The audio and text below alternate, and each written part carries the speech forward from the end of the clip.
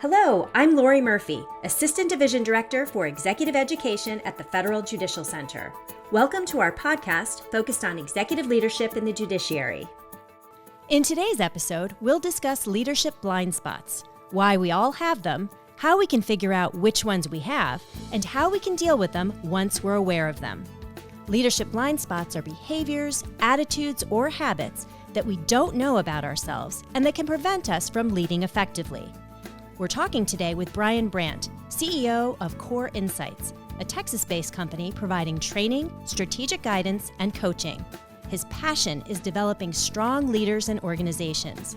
Brian speaks and writes about various leadership topics, and he's regularly interviewed by radio, television, and print media outlets. Brian is the co-author of the book Blind Spots: What You Don't Know Can Hurt You. He and his co-author, Ashley Kutach, argue that leaders can be more effective by discovering and addressing their blind spots. Our host for today's episode is my colleague, Michael Siegel, Senior Education Specialist for Executive Education at the Federal Judicial Center. Michael, take it away. Thanks, Lori. Well, Brian, thanks for joining us. Thanks, Michael. I appreciate the opportunity. It's great to have you. Tell us, what are blind spots, and why can they present problems for leaders? Well, in simplest terms, blind spots are those things that others know about us, but we don't know about ourselves.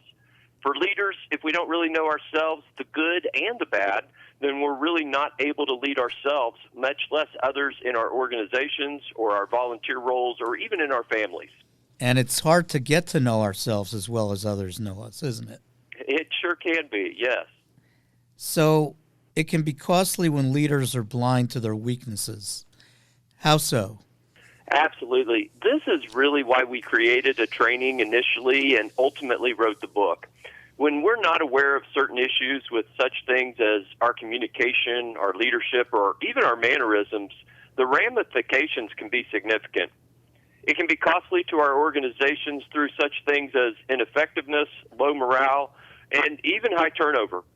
But for one's career, it can be highly detrimental as we fail to get appointments, positions, or promotions that we are otherwise prepared for. It's not odd for people with similar experience in education to receive a position because they have a higher degree of emotional intelligence.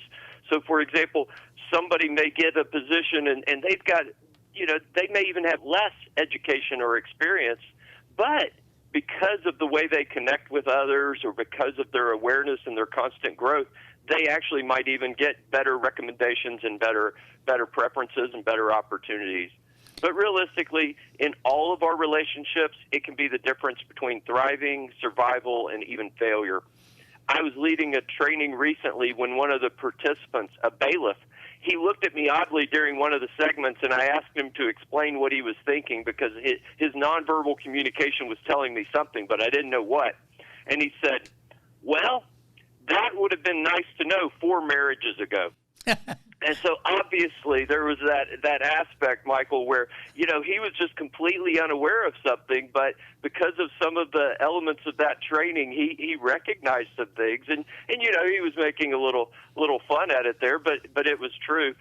Oddly enough, the next week I noticed that on his Facebook page that he got married again, so it was his 5th marriage, and certainly I'm hoping some of our training took hold in this relationship, but there's definitely a cost to not being vigilant, to looking for blind spots for each and every one of us. Absolutely. On the other hand, leaders may also be blind to some of their strengths. How can this be a problem? Well, this is one that I see a lot when I get into executive coaching relationships, and I'm really able to go deeper with people. And I was recently conducting 360 reviews with senior leaders of a department. And as I sat down with the senior member of that department, the way he had rated himself in the area of trust was significantly lower than the rating every other stakeholder had given him. So he really had this high level of trust with people, but he didn't recognize that. And so because of not understanding that strength, he wasn't leveraging it to the benefit of his department or his organization. And that needed to be utilized to further their initiatives, but they weren't because it was a blind spot. So that was a strength of his, but it was still a blind spot. And because of that, they weren't really getting all of the power that they could out of that leader specifically with that organization. So we all need to be aware of our strengths and how we can use those for good. That's really interesting. We used to do, and still do, 360-degree feedback in the federal judiciary, and we found over the years that many court executives rate themselves lower than their employees rate them. And my sense is it comes out of a sense of humility. What do you think? I really do. I think sometimes that is absolutely true. And I think that sometimes even that perpetual humility will cause us to kind of believe that about ourselves, even though we've just been humble about it. But when we really stop and we really see those positives and see those strengths and recognize that we can be humble about them, but yet still use them to the advantage of our people and our departments and our courts, then it can go a long ways. There are also potential problems when people take a strength too far. How can this play out? Yeah, this is one that has been fun to watch in some of our trainings. I often see the light bulb go on for people when I lead a training on a topic like this, and as we do a quick and simple exercise. One of the things I do is I simply have people write their name on one side of a note card and then one of their greatest strengths on the other side. And to your point earlier, Michael, sometimes people, kind of give me pushback or odd looks because of that humility. But, I really have them to think about what are some of their strengths. But then I have them trade the cards around the room so that they don't have their own. And then I have people write down potential weaknesses and challenges that correspond to that strength. So it's not about the person at all. Really, the name is on the card only so that it gets back to the right person. But someone may write something like, I am very outgoing. Well, that's a great strength, and it certainly has a lot of value. But people with that strength are likely to have more words to speak than the average person and more comfortable speaking out to express their interest. When that's taken too far, it can be perceived as vain, conceited, narcissistic, controlling, or micromanaging. So I'd coach people with those strengths to watch for opportunities to ask open-ended questions of others and really get people talking and be close to proportionate with the size of the group in their conversations. So, for example, if they're with 3 other people, aim to speak about 25% of the time. And so that's one of those things that they can do. They can recognize that strength and they can look and go, okay, how could it be perceived, or even how might it play out in reality?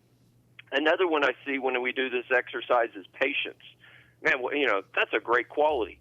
But taken too far or not used in the right circumstances, and that can be or even be perceived as people that are slow to make decisions, detached, disinterested, or lacking motivation. So, a strength of being very outgoing or being very patient, those are really valuable, and that's maybe how we're wired, but sometimes the reality and the perception can be different from others, especially those that aren't like ourselves. Right. So in the example you used, they were getting feedback from other people about the potential downside of a strength. How can we in general become more attuned to our personal blind spots? Yeah, that's the heart of the book, Michael. And in the book, we provide 11 strategies. And so let me hit upon a couple of those. The first one is building our feedback team. Really those people that we work most closely with, fostering relationships that lead to trust, that really leads to open and honest communication. So I've been on teams like that before where we all were getting along, we were all connected, we believed in each other, and we believed the best of each other. And when we saw something, good or bad, that we thought others weren't believing, we would talk about those. And people would tell me things that I might not see, and because of that, I could address that. And so when there's that open and honesty, we can really be in that process of continual improvement. So let's take the relationship between a court unit executive and a deputy court unit executive. I would ask them, have they fostered a relationship that really exudes trust where they can openly say to one another, I saw you do this yesterday, and I'd suggest next time you try it like this. I think you'll be more successful. If so, and it goes both ways, they will both be more successful.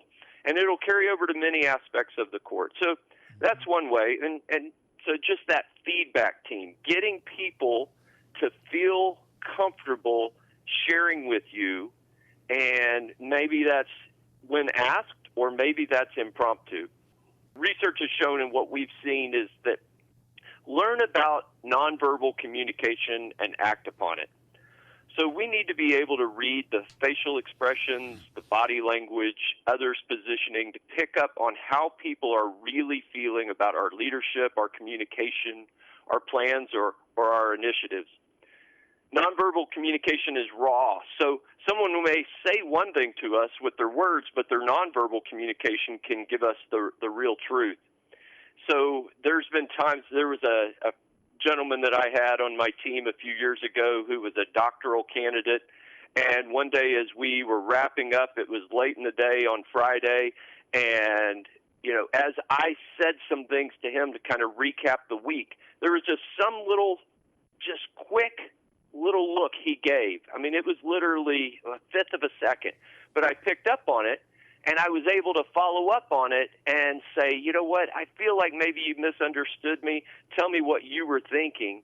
And because I followed up on it and I initially saw it, then I was able to get to the root. And honestly, he probably would have had a little bit of a challenging, frustrating weekend if I wouldn't have done that. But because of that nonverbal communication, I had miscommunicated something to him, but I saw through his nonverbal communication that I'd made a mistake and I needed to verify it and check on it. So, but the reality also is it's not, nonverbal communication is not 100%. I kind of had a funny situation last, I guess it was 2 weeks ago. I was at a leadership conference as a panelist, and a woman asked each of us what we were doing to instill leadership in the next generation. And right as she asked that, I winced, and I had this painful look on my face. But what had happened was I'd gotten a really bad cramp in my hamstring right as she asked that question. Yeah. So my nonverbal communication was saying that I was really uncomfortable, but really I wasn't uncomfortable with the question. I was uncomfortable with this pain in my hamstring. And so, in this I was able to explain myself. But we just need to remember that when we see some, incongruent communication nonverbally, then we need to follow up on it, and we need to ask, because maybe what we were saying or we were doing was not perceived in the way that we really desire.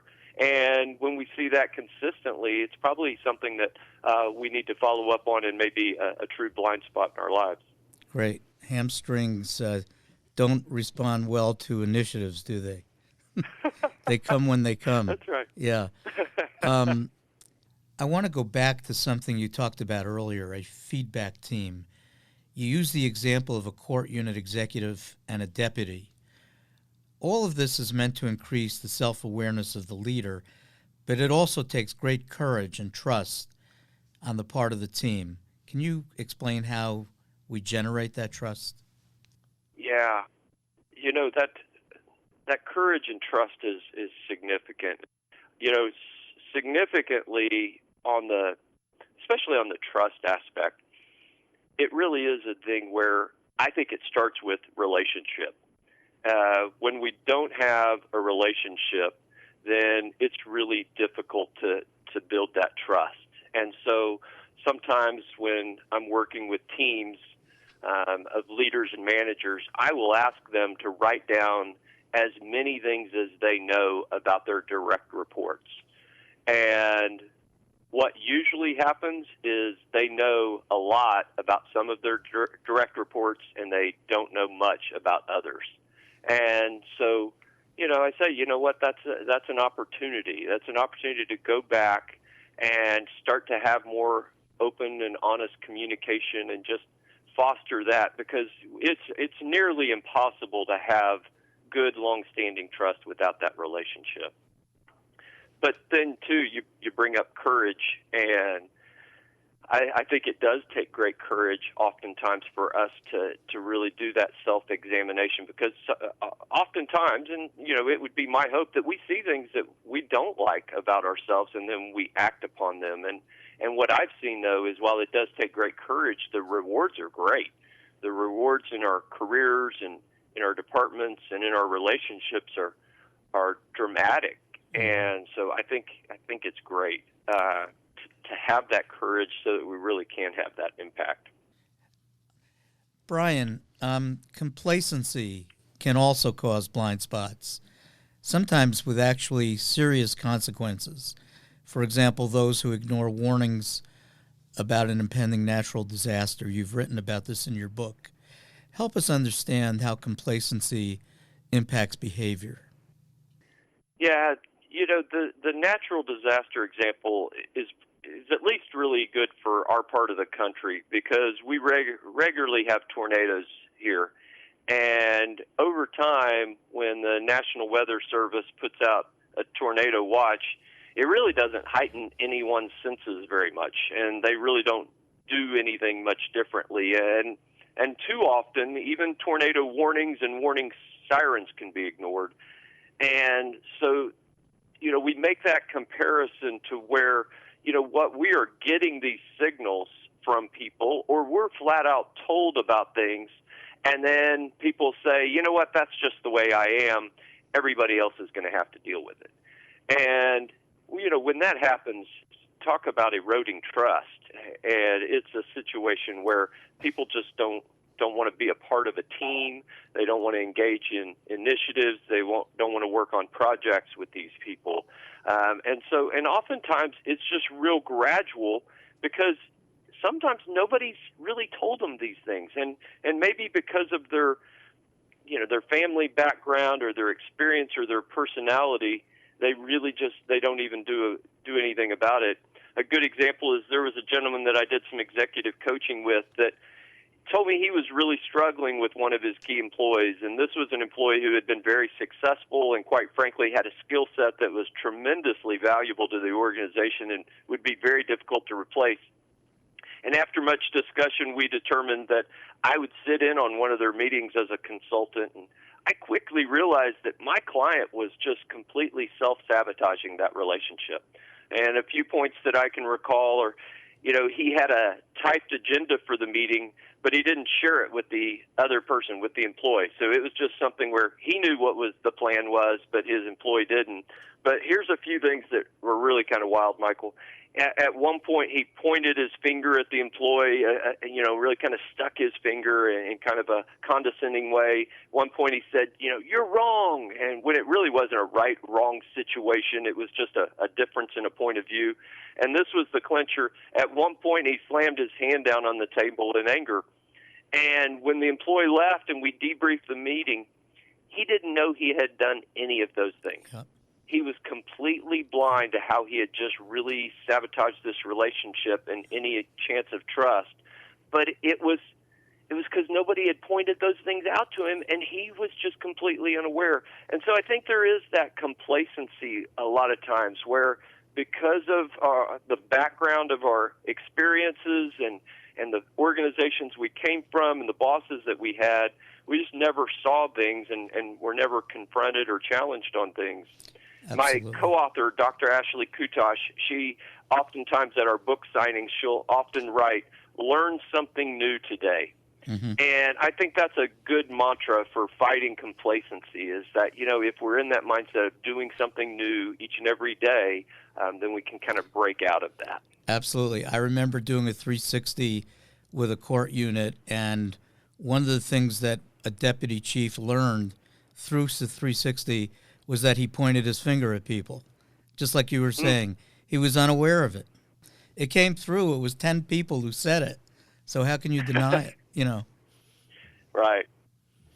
And I was going to say, for those of us who are more relational in nature and pretty in tune, those things just seem so blatant. Mm-hmm. And yet, to your example, just completely unaware. Yep. Brian, we've been talking mostly about individual blind spots. You and your colleague argue that organizations can also have blind spots. What type of blind spots might a federal court agency have? Yeah, I was speaking at a federal executive board training not long ago, and the percentage of federal employees who are eligible to retire now or will be very soon is extremely high. And in this gathering, I asked for a show of hands for how many in the room were actively working a succession plan, and one hand went up, Michael. Mm-hmm. There were 250 federal leaders in the room, and one hand went up, despite the fact that we all know we've got a lot of federal employees that are ready to retire or could retire tomorrow. Mm-hmm. And so I think succession planning is a blind spot for many of our federal court agencies. Another one that I would share is I think IT and just the use of technology might be another. I think, because many of us have been doing it, one way or the same way for a long time, not willing or open to looking at the technology and what it could do for us and how it could make us both more efficient and more effective. I think that could be a significant blind spot for federal court agencies. And another one I see pretty often in these kinds of situations, especially in light of lack of financial control, is staff recruiting. Mm-hmm.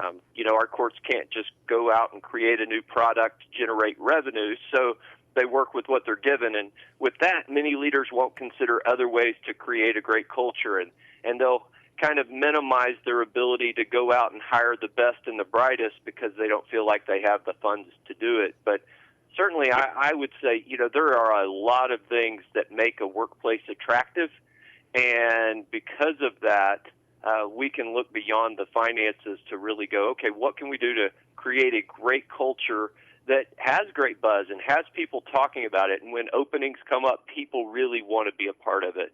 So those would be three organizational blind spots that I might suggest for federal court agencies.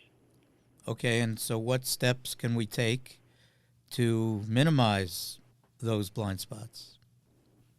Yeah, I think with organizations, some steps that we could take are strategic planning. Strategic planning will often identify and help an agency to really understand what the issues are. And again, to our point earlier, some of those may be strengths and some of those may be weaknesses, but we can really identify, okay, what are the ones that are most significant during this season of our time and our operation, and what can we do over the course of the next 3 years to really work on those? So I think strategic planning is a great way to both identify and address some organizational blind spots. But, also, I think you guys offer some great resources. So I think that really looking at the resources that the FJC provides to compare and contrast what our organization is doing compared to another's, those can be really helpful. And then similarly, I would say at the FJC conferences, get together with a couple of colleagues and honestly discuss what is going on. Certainly the keynotes and the breakout sessions are great for helping us be aware of new items and new ways to think of things. And then taking some time when those sessions aren't going on to meet with people, maybe meet with people that are, in similar sized departments, but then also look at some bigger ones and go, okay, what are you all doing? So those are some steps I think court leaders can take organizationally. Personally, I would say really build that feedback team. Really consciously think about who do I want giving me that honest and open feedback, and really asking them for it, and really seek to know ourselves, our strengths and our weaknesses, understand those nonverbal cues and clues that we're getting, and then also look for a pattern for when things don't go as we thought they would.